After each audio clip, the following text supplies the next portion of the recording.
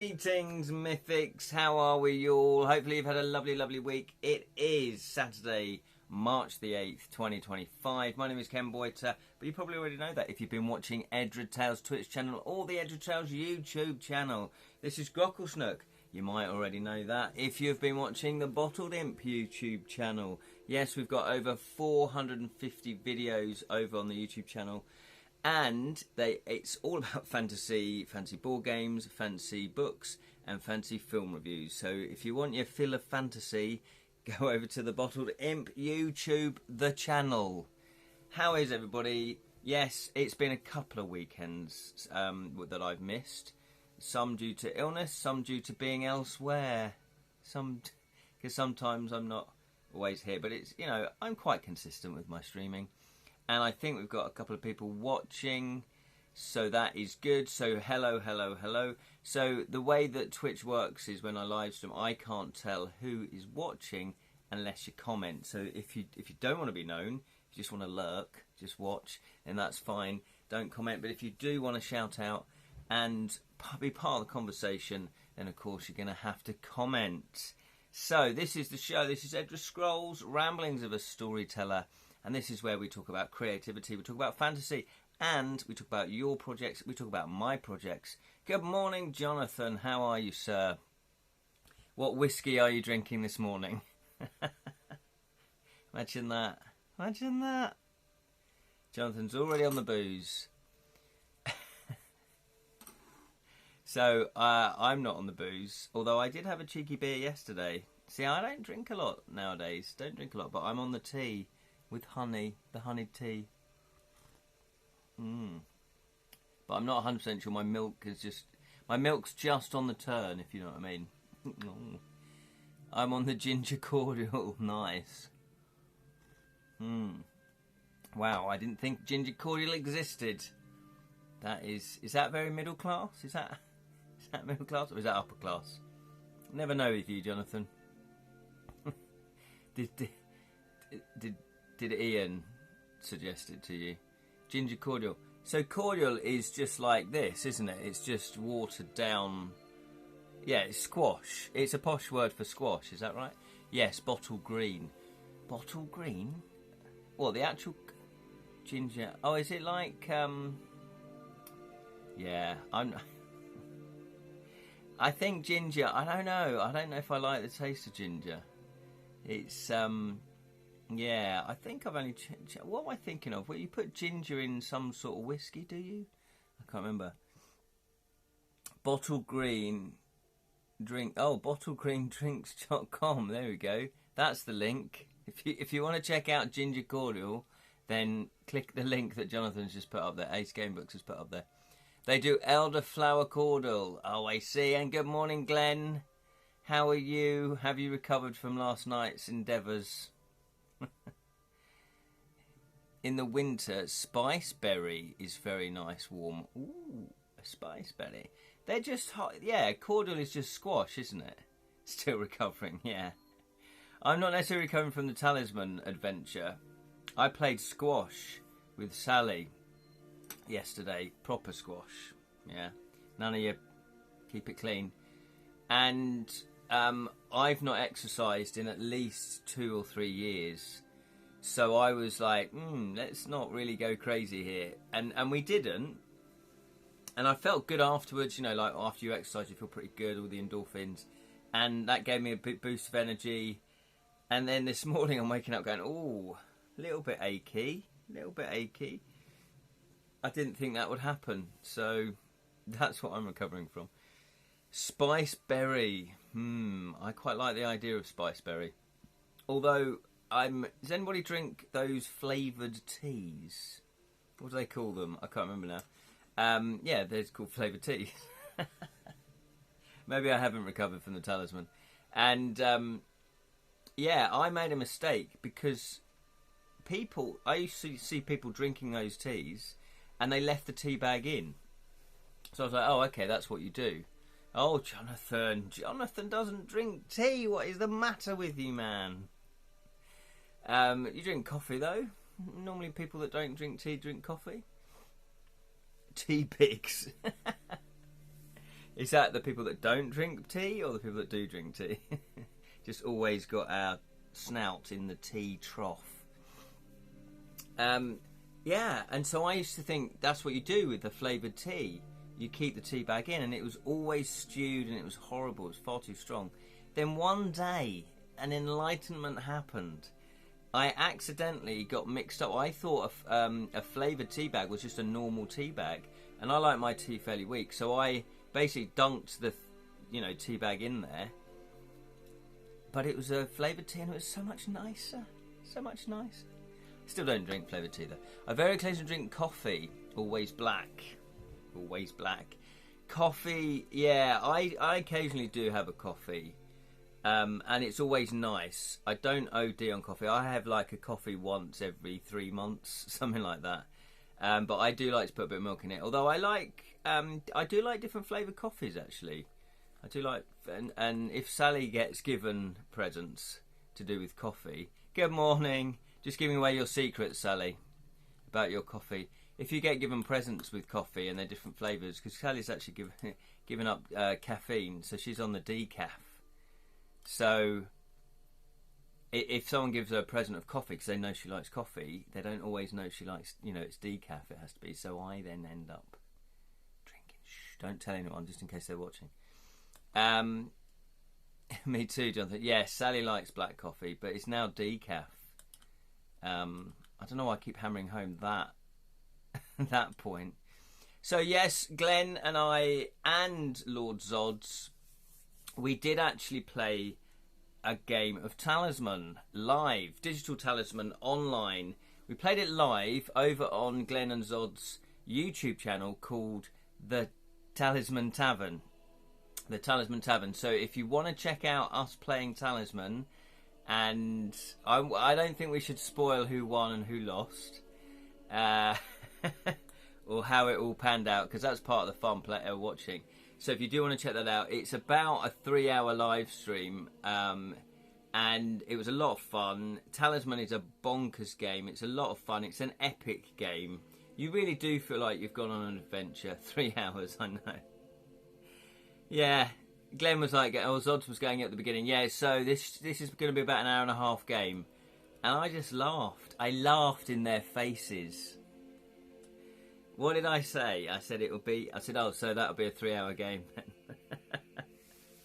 So there you go. Talisman is never a short game unless you just flip the board halfway through.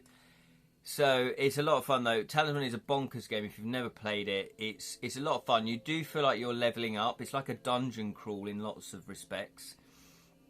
An adventure. You're basically a different type of fantasy archetype, and you are trying to get from the outer region on the board to the middle region of the board, but you need a talisman in order to do that. Normally, most games you need a talisman. And when you get to the centre square, there's normally, it could be, if you've got alternate endings on, then you can do a whole host of different endings just to, make sure each game is different. Yeah, the Magical Quest game. It is the Magical Quest game. It genuinely feels like you're going on a quest. However, a lot of modern board gamers feel that it's just too random, and it is random. It was designed in the 80s, where randomness was fine. And you've got a little bit of strategy on Talisman, but the randomness, I would say, outweighs any strategy that you can do. Because you can be instantly killed, you can be turned into a slimy little toad, and lose all your powers and all your objects and things like that, and your followers. So you might have just spent 3 hours playing a game thinking you're going to win, and you might not win. And then there might never be a winner because there is a couple of alternate endings where there's nobody wins. So it is just one of those brutal, brutal games. Now, you'll be no surprise that Ian Livingstone had a hand in the design of it. There's a lot of skill to Talisman, right? Is there now? Okay. There is a little bit of skill because if you've got spells and you can do combinations of spells and actions and moves, and there is a bit of skill because you can sabotage other characters. You can attack them, you can steal their objects, you can play spells on them. So yes, there is a little bit of skill, but I would still say the randomness does outweigh the skill, because there's an adventure deck that you draw random cards from, and it might be, yay, a bag of gold, excellent, but it might be raiders, lose all your gold, or it might be, you know, the blizzard, you can only move one space per turn for the next 2 turns. So so you might spend ages planning and strategizing, and then just by the turn of a card, that's all gone. And I think modern board gamers nowadays, they really don't like that. If they've spent, you know, well, at least if it's 3 hours, they definitely don't want it just to be changed in a flip of a card. So I can totally understand it if people don't get into it. However, if you're not too bothered by that sort of thing, and you're there for the sheer adventure of it, and the sheer panic of it, and the sheer intensity of it, it is a good game. It's fun. It's an event game. So when I play Talisman on a physical board, we normally go, right, that's all we're doing today, because it is going to take 3 to 4 hours, and you prepare yourself. Is this your way of excusing if you lose? No, Sally, you know me better than that. The trick is to mitigate against luck and chance as much as possible. Yes, that is true. That is true, Glenn. Yeah, you do need to sort of, you do need to build in safety features in your character. Absolutely. But, you know, I don't want to give any spoilers away. So there we go. So that is Talisman. So if you haven't checked it out, check it out. The Talisman Tavern, which is a newish channel created by Glenn and Lord Zods. Also, Jonathan, how is your project coming along? How is Cthulhu... No, was it Shakespeare versus Cthulhu game book? You are... Last time I think you said you would finish the first draft and you're on your editing round. Is that right? How's that going? Let us know about that. I had hoped a few more people would join us, because they've got projects to talk about as well. Jam and his game book. He's writing a game book at the moment. Paranormal Quest... No, not Paranormal Quest. That's one of the YouTube channels that I watch, my guilty YouTube channels. Paranormal Hero. So he's writing that. And also Martha. Martha normally joins us. She writes. She's writing I think she's writing a D&D campaign at the moment. Or she uses D&D sort of to inspire writing short stories. And I think she's working on a novel as well, as far as I know. Jonathan here has put, I've written 4 or 5 acts, and I'm close to finishing, editing Act 1. Okay, how many acts? 4 or 5. Okay, so you've only got 1 more act to go. It's taking longer to edit than I would have hoped. Oh, okay. Interesting. See, this is the thing with writing and being creative. You can be as experienced like Jonathan in writing game books, and then he's still saying, yeah, the editing's longer in this game book for whatever reason, but the artist is now working on the illustration. Oh, okay, yeah, that's good. So even before you've finished the whole book, you're already commissioning the artist, because you've got most of it done. So you probably know, you know, at least half of what your illustrations are going to be, probably a little bit more. Yeah, so that's good. Because the problem with me doing my own illustrations for my game book is someone else can't be working on them while I'm working on the text. So I'm having to write the text, then I'm going to let people play test it and proofread it while I get on and do the illustrations. I will plot and write Act 5 after editing Act 1 to 4 to make it all tie up nicely. Oh, okay. That's interesting. Yeah, that's probably a good way of doing it, isn't it? So you're making sure that you've edited it and all the other parts flow and they all fit it into each other, because then at least you know that you can write Act 5 without anything for Act 1 and 4 to monkey mess. You don't want a monkey mess. You don't want a monkey mess at the end of your book. You don't want it messed up, yeah, because then you won't have to change Act 5. Whereas if you wrote the Act 5 and then you found loads of stuff, you might have to change it. Yeah, okay. Smart, Jonathan. It's like you've been writing these for years. So there we go. Yeah, so I've been, just a quick update then on my game book as well. Yeah, I'm on just under 80,000 words to kill a thief. Just under 80,000 words. And my flowchart is now getting very battered because I do take it around everywhere just so I can potentially work on my game book. And it's really interesting, even though I thought I'd carefully planned out, on the flowchart, there are sections that just didn't make sense, or I had to add stuff and change stuff, or I'd missed numbers off. So I thought the number sequencing was happening, but then I realised, I've not created an entry for 239. Okay, that's a spare number. So if I need to write another one, if I need another one to, because I needed another one, then I could use that number. So I've discovered that as well. So it's just a big learning curve for me writing one of these. So I've written 282, I think it is, or 83 of the 400 entries. It'll be around about 400 entries. So I'm almost finished, but it's almost done, but it still feels a long way to go. So I'm hoping I have to get it finished by the end of May. That has got to be my end deadline, surely. But I'm hoping to get it finished maybe in the next 2 weeks. It all depends how busy I am during the week, and I have been quite busy with other stuff, so it's been a bit frustrating in that respect. There are 25 full-page illustrations. That is impressive.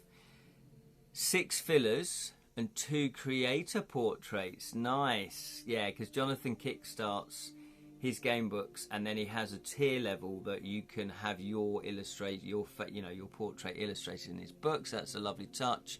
And 5 title illos, 1 for each act. Presumably they're the sort of like a big full-page illustration for the chapter for each act. I'm really tempted at having a go at designing a layout for a game book. Yeah, just like the flow chart, just to see how it all works. Yeah, Game Book Wowzers, we like artwork. Yeah, it's an interesting challenge. So if you like, because Glenn actually designed board games as well. Yeah, so if you like creating games and that challenge of making things work, then this is definitely going to help. Hello, Martha. Good to see you. We're just talking about writing, talking about game books, having a bad mental day. Oh, sorry to hear that, Martha. Big hugs for you. Big hugs.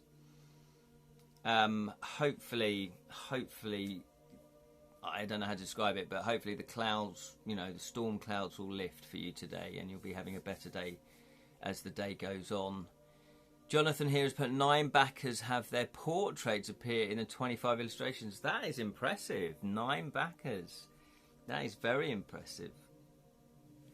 So yeah, game book writing is it's satisfying once you get your head around this sort of flow chart and how to keep track of all the branching narratives. Having written this, I now know why Ian Livingstone just has brutal deaths. Because otherwise it gets too wieldy. I guess you could have it where it's not a death, but you get injured and then you sort of flow back into the other pathway. That's another way of doing it. But I quite liked putting brutal deaths in. So I have got quite a lot of brutal deaths. So that is my game book. I did print out a new version of it, just so I've got it. So if my computer crashes, at least I've got what I've done and I've not lost any work. And this was actually last week I printed this, so I've worked on it a bit more. So this is up to 273. So I've got another 10 entries written. However, I did have a little bit of a computer crash where I won't bore you with the details, but I couldn't access my actual data. It wasn't corrupt or anything. I just was on my laptop rather than on my PC. So I had an opportunity to write. So I thought, I don't want to waste this, so I'll just open up a new document. I've got the flowchart with me, so then I can just write the entries because it's all in the flowchart. And anything I don't know, I can just put XXXX and highlight it and then check the main document and then fill it in. So anyway, I'd written about 3 or 4 entries and I was very happy with them. They're quite crucial, quite important entries. And it went wrong. I saved it on my laptop and I wanted to transfer it to the PC, but unfortunately I plugged in my USB stick and I transferred a previous version over the 5 entries that I'd written, and I lost it. I lost them. I even tried restoring file, But of course, it's a new file. It's not a restored file. You know, it's not like an updated, you save it and then it corrupts. So I was like, oh no, that pain of just going, okay, it was only 5 entries, but they were really crucial entries, and I was very happy with what I'd written. So I was pretty gutted with that. So what I've done is I've left those 5 entries and I just carried on writing because I thought I can't face writing them again just yet. So next week I'll probably be over the fact that I lost those entries and have to rewrite them again. I'll probably be all right by that. Jonathan has put, have you seen Attack of the Ice Trolls on Kickstarter? No. Who's written that one? Attack of the Ice Trolls. The worst, that's the worst. Such a pain to, yeah, exactly. You don't feel like rewriting them straight away. So what I did though is I just jumped those 5 entries and carried on writing. And that is only because, obviously, I've planned it all out. So I knew what was coming. I knew that, you know, there was other things I was going to be writing about. So that helped me get over it. But I was so grateful in a way that it was only 5 entries. You know, imagine if you lost your whole game book. That would be sickening. So hence why I printed it out. So if it does crash or anything like that, I better not talk about it too much. Then at least I've got it. So there you go. So that is To Kill a Thief. To Kill a Thief, To Kill a Thief. And I am still aiming for a May publishing date. So that is what we're going for. So hopefully, fingers crossed, I can get the book written, play tested, proofread, and all corrections made, typeset, and then sent off to the printer, get a proof copy back, and then be happy with that, hopefully, and then get it published, and then to send out to backers. And I do need to do the illustration. So once I've written the book, I put it out to proofreading and editing and play testing, then I'll be getting on with the illustrations. I don't think the illustrations will take me as long as writing the game book, obviously. I'm doing 20 illustrations and 30 for the hardback. So the hardback's going to get a few more illustrations. But there you go. So that is To Kill a Thief. However, I do have some very exciting news. So I'm just going to have a sip of my tea, you know, just to calm me down a bit. And the music stopped. Just that lull. Jonathan here has put Attack of the Ice Trolls is by Christopher Bunte. Bunt or Bunte. It looks like it's about 200 and 250 sections longer. Oh, okay. It uses AI art, and the layout looks pretty average, but it has over 400 backers and raised over 21,500. Oh, so it's 250 so far. How does that happen? So it's 200, 250 sections long, so that's like half a Fighting Fantasy one. Jam is here with his long meaty tubes. Don't send us a picture though, Jam. That's bonkers. Do you know, Christopher? I mean, is this just come out of nowhere? That's what you've been wondering. Can't stand AI art. It's so nasty. Yeah, I don't agree with AI art. Apart from if you're using it in prototypes. Because when I design board games, you know, I take art from the internet, you know, that someone else has created. But I won't. But then when I pitch it to publishers, I say you can't have the artwork. We don't own the copyright. This is just to give you a flavour of what it's like. Because I'm never going to pay an artist to do prototype work. I just don't do that. So I sort of think, yeah, if you're doing a prototype, you could do AI art, because what's the difference? However, you could then be really strict and say, well, AI art is really, even though you're not selling AI art and you're not going to allow a publisher to use it, you're still using it. So I do get that debate as well, but I sort of thought it is handy for prototype art, especially if I can't find specific things. So that's the only time I'd use AI art. Shakespeare vs. Cthulhu is going to be over 500 sections long, and I raised about 15k. See, that's bonkers. I'm clearly writing the wrong type of game books. I'd be interested to reach out to him and contact him and say, how did you do this? Did you spend a year on social media just really talking about it and putting posts out there? Did you go around to conventions and have a little stall and hand out flyers? How did you do that? Because, to raise 21 grand, especially if is he a known game book author? There's so many questions. AFF Dark Dungeon rates over 40k, no? Oh, that's Fighting Fantasy though, isn't it? Advanced Fighting Fantasy. Okay, I can understand why that gets that sort of money, because it's a known property, it's a known brand, isn't it? I didn't back that though, no. Sally's put, that's crazy. Have they had previous projects? Yeah, so the Advanced Fighting Fantasy one, definitely understand why that's got a lot, because it's got a 20-year, 30-year history. But the first one, Christopher's one, I've only been aware of it since live. That sort of breaks your heart, because I raised £2,139 or something, and I thought that was pretty good for a first-time author that nobody really knows me. Boom, that's walking around money. That is walking around money. Maybe he's paying a lot for Facebook ads because he keeps putting.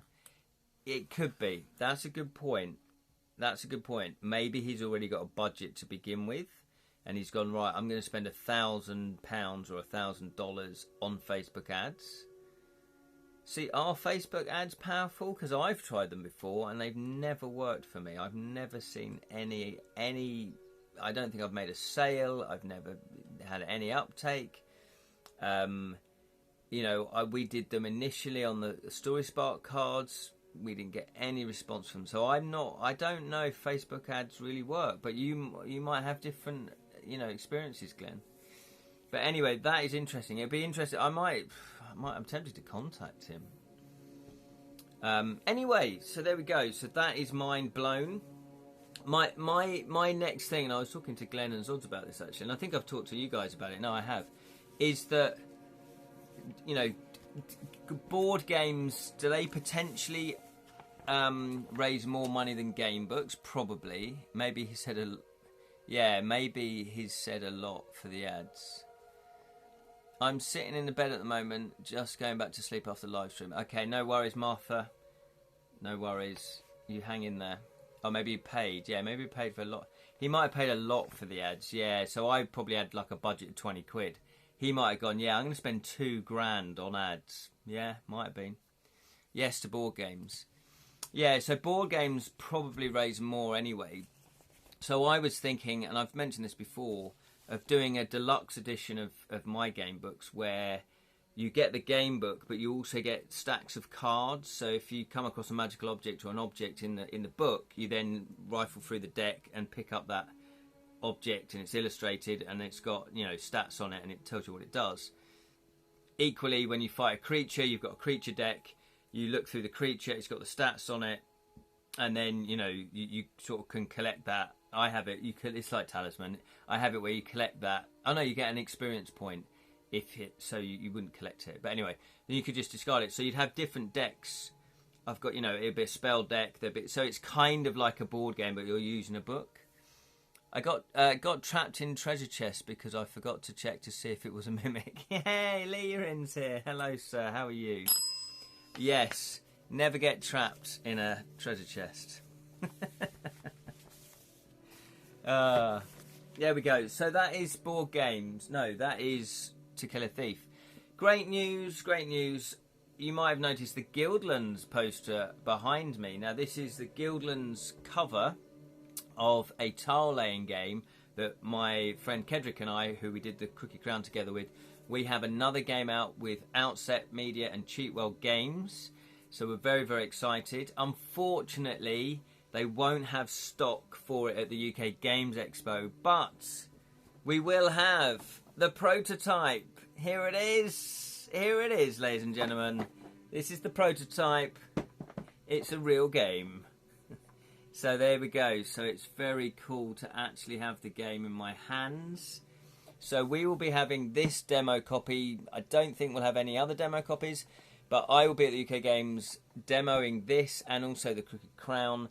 So if you want to stop by, you need to come by the Outset Media and Cheatwell stand, and then you can have a quick demonstration of it. It looks very cool. Thank you very much, Jonathan. Yeah. Sally's put, wow, looks great. Thank you very much, Sally. Leaving us, but had a wonderful first day at the Tabletop Game Con, and to my delight, so I suppose tomorrow has a second day. Yay! Oh, that's fantastic. I'm glad. I've seen the pictures up on Facebook, actually, Leroy, and it looks like you're having a great fun. Camel Up was for sale. Oh, yes. Mentioned Camel Up the other day. But unfortunately, no actual session. And good evening to Sally and John.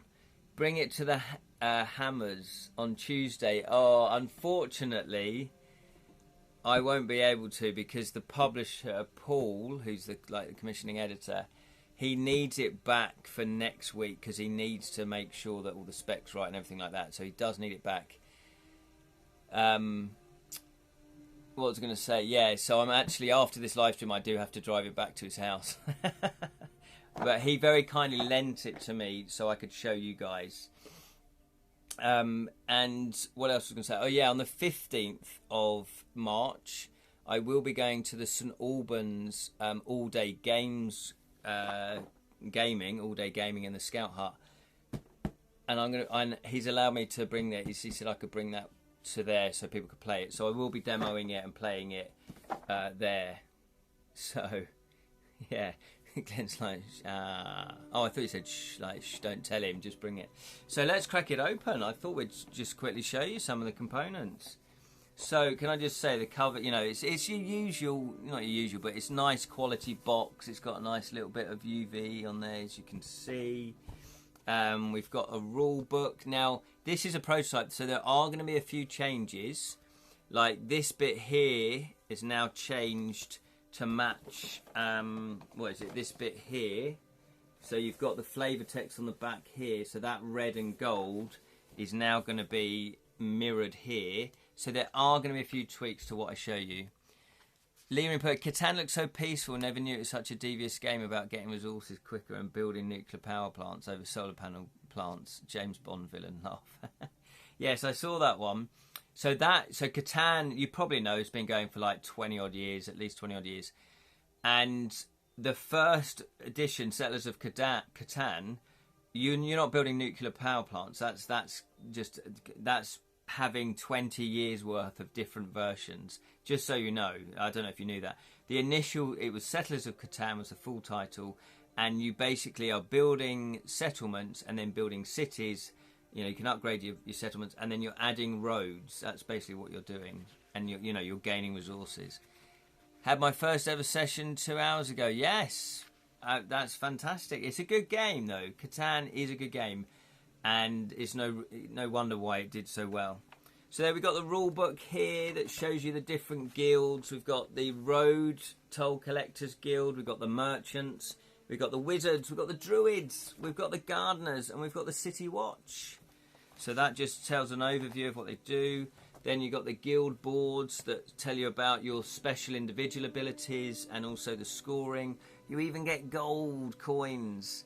And then that just tells you about how to set the game up. So the rule book's nice and simple. It's nice and compact. And although I would say it's a mid-complexity game, possibly the tail end of light game, like the topper end of light games, there's not that many rules. They're very simple to understand because you've got overall rules that all the guilds follow, and then each guild has its own set of abilities. So you've got special actions, and then sometimes on a tile action a guild might have another little special ability. So these are the guild boards. So each player, you choose your guild. I'm going to be druids, and then you choose your board, and that tells you how to score on the back. So you've always got that in front of you, so it's a very handy little guide. As I say, we've got the druids, we've got the wizards, gardeners, City Watch, merchants, and road toll collectors, and they all score differently. It's an asymmetric scoring game, and so the road toll collectors, so each guild might be looking for different symbols. Sounds like Power Grid. What, that Catan one? Yeah. Going to arrive nice and early, 14 hours from now. I can make for a tabletop Cthulhu session. Wow. You're going to sit there for 14 hours. Let's see your name on the cover. Yeah, look, there it is. There it is. There's my name and there's Kedrick's name. I know. It's in our contract that we have to have our names on the cover. We specified that. Yeah. And also maybe on the back as well. So it's really cool. So yeah, so then you've got the nice chunky tiles. Nothing like Carcassonne. Nothing like Carcassonne. And then here's the tiles. So you're each scoring off your own symbol. So say you were a wizard, you're looking for that symbol to score from. If you're the market, so you're the merchant, you're looking for the market stalls. If you're the druids, you're looking for the standing stones. If you're the gardeners, you're looking for the trees and those sort of green spaces as well. And if you're the city watch, you're looking for the turrets. You're looking for the city turrets, the city towers. And then basically you are laying tiles. You lay one tile, or you can rotate a tile, but you're laying one tile and you're seeing if you can create your scoring pattern. So each one scores in a different way. Thank you, Jonathan. That's very kind of you. Lieben's put, and if Warlock Jam is still there, goodness gracious, I woke up to a gamebook session of your villain gamebook and forgone the coffee because I was shocked away by how shocking the contents were. Well done. I can't wait until next Friday morning. Well, that's brilliant. That's brilliant. Yeah, Jam has written an adult one that I've not played yet, and he said it's too mature, too adult to actually live stream. So, so there we go. And we do have a starting tile. There's also a starting tile. Now, there's 6 statues, so you can score an extra point if you can make sure a statue is in amongst your scoring area. So yeah, so that's the starting statue. There you go. So it's all looking pretty good. It's like a real game. But Kedrick and I have worked so hard on this game. Blood, tear and sweat, basically. We have... you get loads of tiles. You get 52 tiles. That's the full stack. Looks ace. Thank you very much. Yeah, here's the coins. Little coins. You get about 30 of these. And when you spend coins, you can get an extra action. So it's basically to speed up the game, but it's also you can create powerful combinations as well. And also on the roads, there are different coloured symbols. So you got blue, yellow, black, and then we've also got red. Where's the red? I won't be able to find a red one now, will I? No, there it is. And red. And if you manage to lay the third red symbol, or any other, any colour reds, the third matching symbol, I should say. So if you get 3 matching, hang on. All right, let's do it this way. So say that was already laid, then somebody laid that one. That's 1, 2. So if I then laid a third one, yeah, so 1, 2, 3. Then I would get a gold coin, and then I could spend it on my turn, or I could save it. And if you don't spend your gold coins, you get points at the end of the game. So it's another way of scoring, and that is pretty much the game. We do also have, you get little meeples, or as I like to call them, geeples, guild people. And they're really. Oh, hang on, I nearly lost a bit there. Can't lose it for UK games. So we got the geeples, you get 2 meeples, yeah, exactly. Well, the term meeple wasn't so contentious. When we started designing this about 4 or 5 years ago, meeple, they didn't do that stupid thing by saying, no, we invented it, blah, blah, blah. So I said, well, why don't we call them geeples? It's quite cool. Rather than meeples, we call them geeples, because it's guild people. And so all through the playtesting, all through the prototype, all through pitching it, we were calling them geeples. And then the publisher, and then because of all that hoo-ha about meeples, the publisher then went, well, we might be best steer clear of meeples or geeples. So they call them workers. Which is fine, I understand it, but I like the flavour of geeple. So they're the little they're the little meeples. There's the little merchant. They're like little custom shaped and custom transferred. So there's the druid with his little sickle. Then we've got here, yeah, we've got the city guards, city watch with his little pike. Well, not so little, it's actually quite tall, isn't it? You've got the wizard. So you get 2 of these. Workers in a guild, sounds legit. Yeah, that's kind of why we went for it. And I didn't really kick up a fuss. I was like, oh, okay, I'm disappointed we can't use geeples, but I understand why you don't want to go down that route. So you've got the wizard, and also you've got the road toll collector, and also the gardener. Now, because this is a prototype, this is what you get a prototype for. They are going to thicken up the lines on these little characters, on these little meeples, because they're just a little bit too fine. So they're gonna. So that's what I mean. There are a few tweaks still to be made, and it's just little things like that, really. And then each guild gets tokens. So for the city watch, you get 4 city walls that you can place down on your city towers to score you extra points. So that's really cool. If you're the gardeners, you get fountains to place into the city. That gains you extra points. If you are the road toll collector, you get a bridge that you can place because you are trying to score off the longest road, basically. So if there are any interruptions, you can't score. It breaks the road. So you can strategically place your bridge to make it a continuous road to carry on scoring. And the wizard, you do get 2 wizards towers, and I nearly lost one there. 2 wizards towers that you can place over another symbol to make it your symbol, and then once it's on there you can't move it. So that's really cool. And again, a little tweak is they're a bit too short for a tower, so we're going to double the size. So that's going to be the size of 1 tower, so you're going to get 2 of these sizes. And then we have the Druid Shrine. The Druid Shrine. The Druids, they score by creating a full circle. So if I can hold that up, if my hands can hold that. Can my hands hold that? Can you see that? Oh yeah, hang on. It will be worth it. Can you see that? This is really difficult. Hang on. Yeah, so there we go. So can you see that's a circle of druids towers, of standing stones? Then you place that circle, that shrine, over the top of that, and once that's on, nobody can touch it or rotate any of these tiles or do anything with the tiles. And then any single standing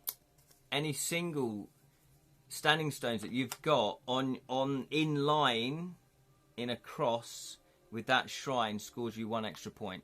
Love the tokens. Yeah, I know, they're all custom made. It's just we're just really happy.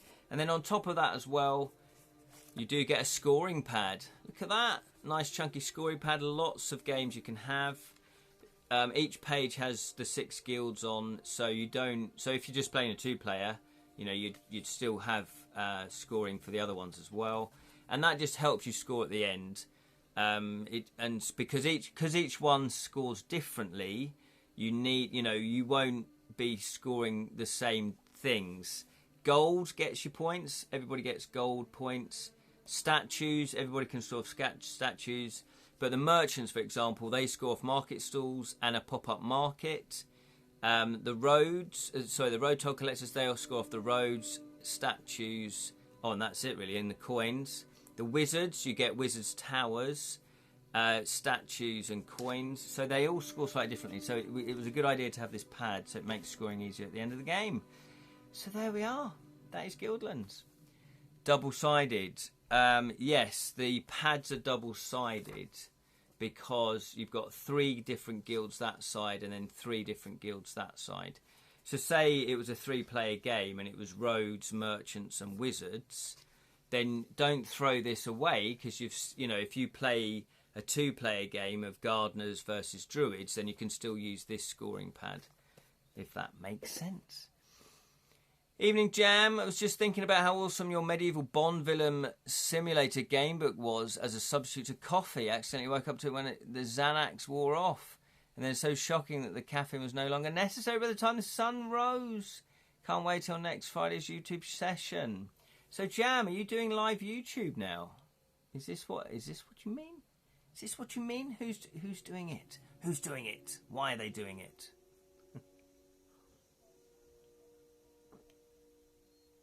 Gallows Hill 2 will be out soon with your Savage Realms counterpart in.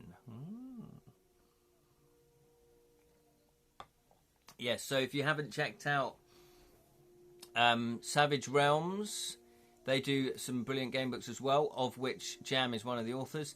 And also, as I said earlier, before Jam arrived, Jam is also writing a game book. He kickstarted it at the same time as mine, Paranormal Hero. How are you getting on with Paranormal Hero? How many entries are you now? Are you cracking on with it? Or is life getting in the way? So there we are. So very happy about that. Really excited. It's just... Oh, and also, you do get a pencil. You get a pencil. And a long pencil as well. Not a short, but you get a long one. That is many games played. There we go. So very happy about that. So I'm going to be playing it on the 15th of March at St Albans Games Club at the Scouts. And so if you, they've got a Facebook group. So if you check out Facebook group, search for St Albans Games Club or St Albans Gaming Club, something like that, you should come across it. So if you are interested, then have a look where they meet. I'm going to be there hopefully on the 15th of March. I think one of the reasons I'm sad is like Norway's Women's Day and I have no plans today. Oh, bless you, Martha. Bless you. Oh, that is sad. Thing is though, Martha, I wouldn't let just a day like that upset me, because if it didn't exist, surely you wouldn't be upset, because you'd go, oh, okay, I've not got any plans today, I'll just have a nice relaxing day. Does that make sense? And you'll just kind of chill out and you might watch a bit of telly, you might do a bit of writing, you know, you just have a down day. I have those days where I've not really got much planned, or, you know, I've not been invited anywhere, and I think, you know what, I'm going to entertain myself. I'm going to play Skyrim, I'm going to write, I'm going to work on my board games. Do you see what I mean? You kind of fill it with stuff you want to do. So maybe have what do they call it? A duvet day, have a blanket day sort of thing, you know, have a sort of well-being day. Did you hear about the constipated mathematician? He worked it out with a pencil. That is worthy of Jam, that joke. Big up the snore bands. Sally's put, do you have somewhere to walk? That's a good idea, yeah. Walk somewhere nice in nature. That's nice. I messaged Tony Hugh today. I hope he won't be cross. He's bigger than me. Okay. What, sort of to chase him up for the artwork? Levin's put here, to mums, cool big little sisters, aunts and grandmothers, and well human daughters and nieces. Here's a toast. Hurrah! To all the ladies out there.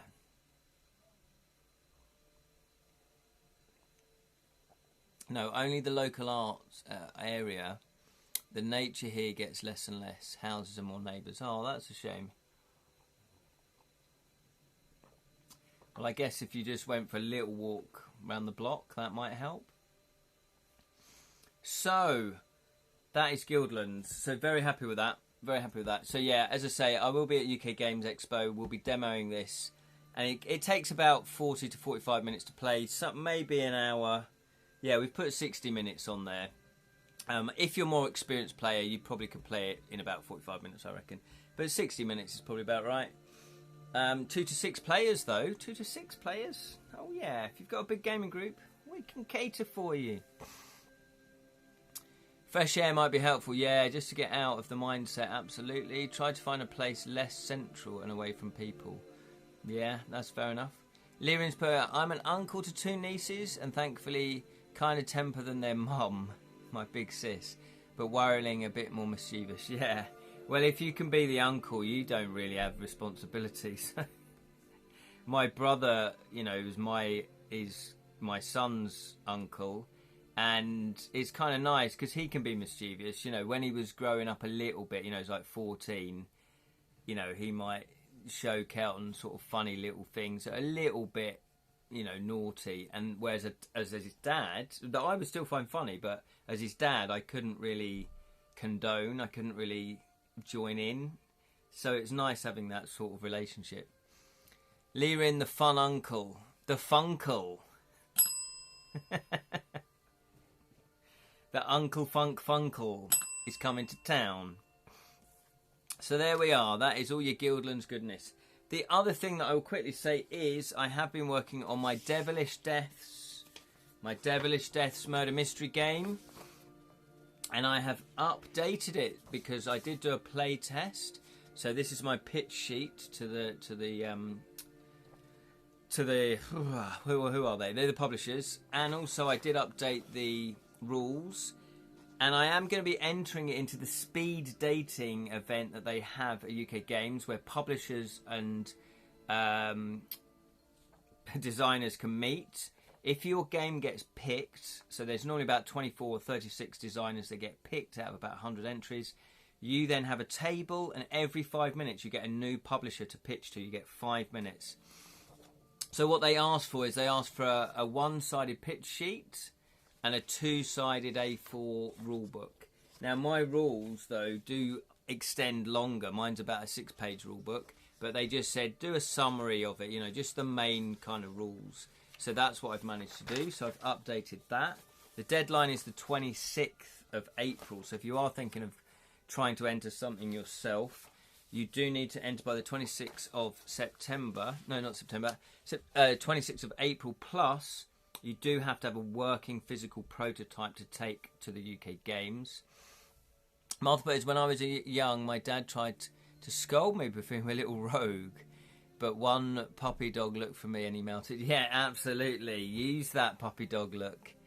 Oh, thank you, Bradley Warlock, says Lirin, and the elder niece has 3-mile-wide mischievous grin that would honestly give Pun Warlock jam a run for his gold. Yeah, gold pieces.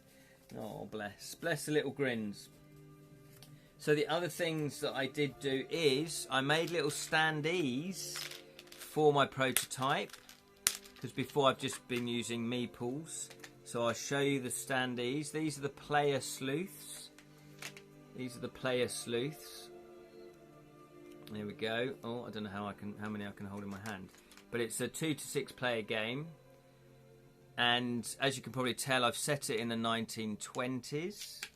So everything I've just done in monochrome. Everything's black and white. Obviously, you know, the design. The publisher will have a say on the design. I mean, they might love the black and white and go, "Yeah, we like that. It's a strong concept.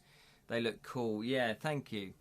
But the publisher might go, no, we need colour. We need colour. It looks just black and white. So I do get it. So again, I think, you know, if you do get an offer of a game and you're helping develop the game, I'm not too wedded on certain things, because ultimately you've kind of got to trust that the publisher has experience in the market.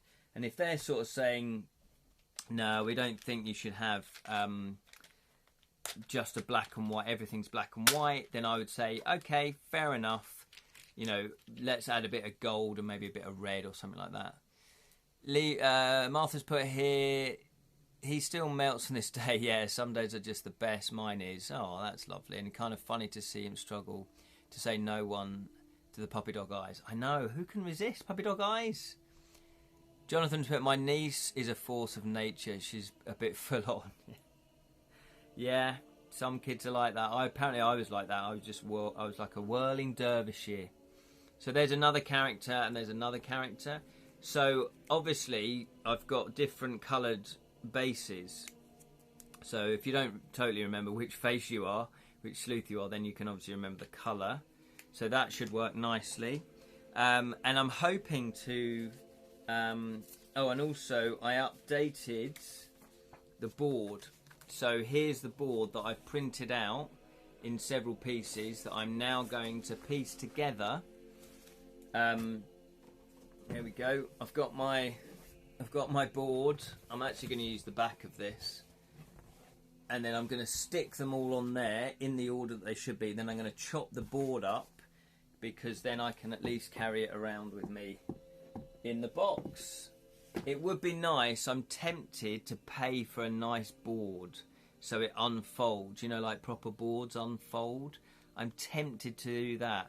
It's not necessary, but it just, you know, it's nice because you want your prototype as nice as possible. So, but I don't think I will pay for it because I can't really justify the cost. The other change that I've made is I've now got a second board. So you need a lot of table space for this game, though. I can see that being a slight downside maybe with the publisher.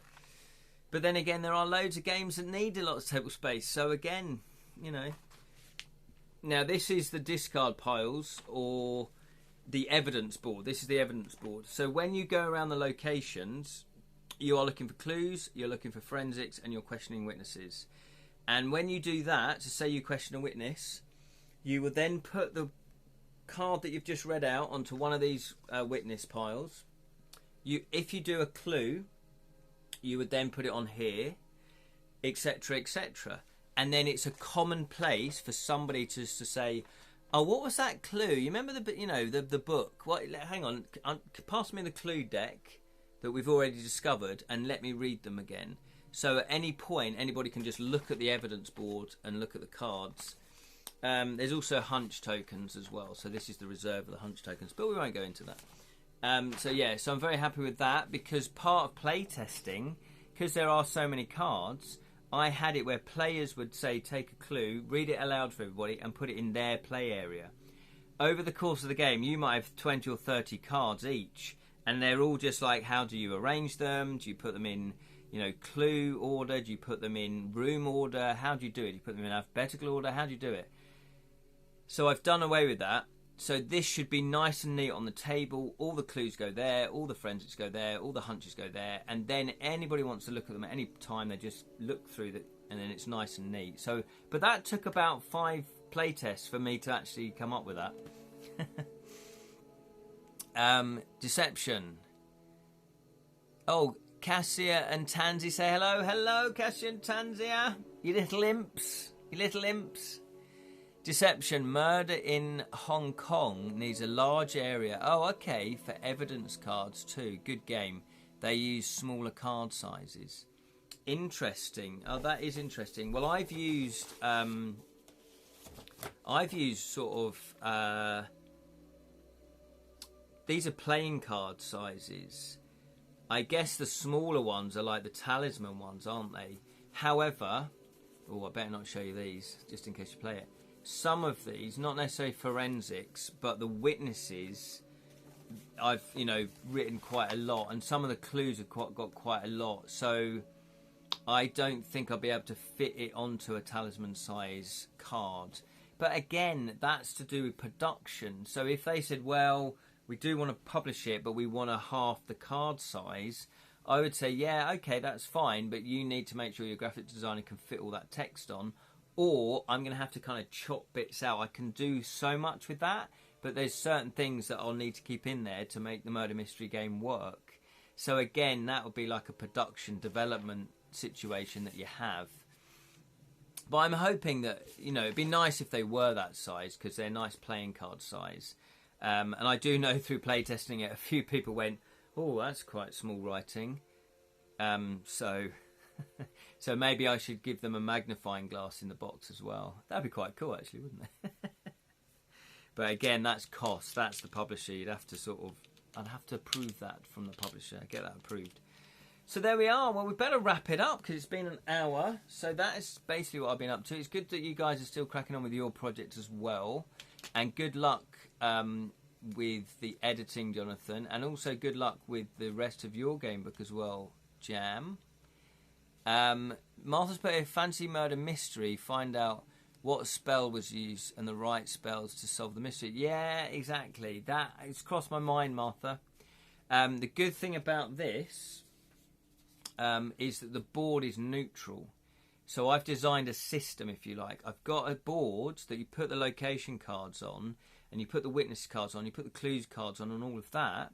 However, the actual murder mystery, the cards, doesn't have to be 1920s. That was just me going, that's like the classic, let's do that. I could have set it, in the future on a spaceship, or medieval, fantasy game as a murder mystery. So absolutely, so part of my pitch will be that you're not locked into any specific genre. So if the game does ridiculously well, then obviously you do some more 1920s, maybe 1930s ones, but then eventually you'd go down the route of going, should we do a modern day one? Should we do like a Roman one? Should we do, medieval one? Should we do a future one? Should we do post-apocalyptic one? Should we do, Blade Runner style one, noir? Well, this is kind of noir, isn't it? But do you know what I mean? Could you do that? You could do a cyberpunk one. You could do a steampunk one. So again, it sort of lends itself to be, changeable. Mystery in Edra, yeah, absolutely. That's a good title, yeah, I like it. The mystery of Edra, maybe. Mystery in Edra. One last international toast to all ladies for eternal realms. All the ladies, the lady imps. Yes, there we go. Here's a drink to you.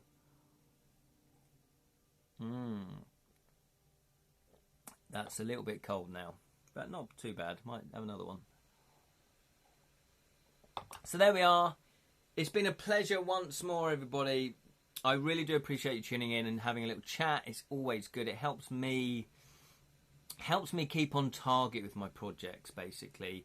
I feel like you kind of hold me accountable. I know you don't, but it's nice to sort of go, oh, I can actually report back I've made progress. So it kind of keeps me on track. I hope it does with you as well. And obviously sometimes we solve problems that I might have had or problems you might have had. So that's, it's always nice. So there we go. Time to walk into the city for a fish market. Why not? Why not, Glenn? Thanks for the idea. yeah, there we go. Yoink. There we go. So, Leeman's also put and will post more tabletop fantasy. Yes, Tom Philly, 21st from now. So, Edra Tales as a compilation of 2 days. Yes, please do. Look forward to seeing those. That's fantastic. So, thank you, Glenn. Thank you, Leerin. Thank you, Martha. Thank you, Jam. Thank you, Sally. Thank you, Jonathan. Who else have we got here? I think that's everybody that commented. If I've missed anybody out, I do apologise. It does say there's 9 people watching, so if I have missed anybody out, I do apologise. If you haven't commented, then I can't see your name. Twitch doesn't let me do that on my phone anyway. So, but thank you for watching anyway. I do appreciate it. And if you did want to watch this back for whatever crazy reason, or if you miss any live stream, you can go to the Edra Tales YouTube channel where I export them over there. That's where they'll be. Twitch now, I've got a 100-hour cap. So my Twitch channel won't always be up to date, or it won't have all the episodes in, but the YouTube channel will. So thank you very much, everybody. That is Jam eating some cheese wheels, I take it. And remember, where's my little... So thank you very much. So have a lovely rest of the week. Next live stream will be at 7 o'clock Wednesday, this Wednesday, 7 p.m, where we will continue with Ian Livingstone's The Dungeon on Blood Island. God, so many things in my head I have to remember. But that's all for now. And remember, may your thieving never be caught. Never get caught. You might get your hand chopped off. What's going on there? Take care.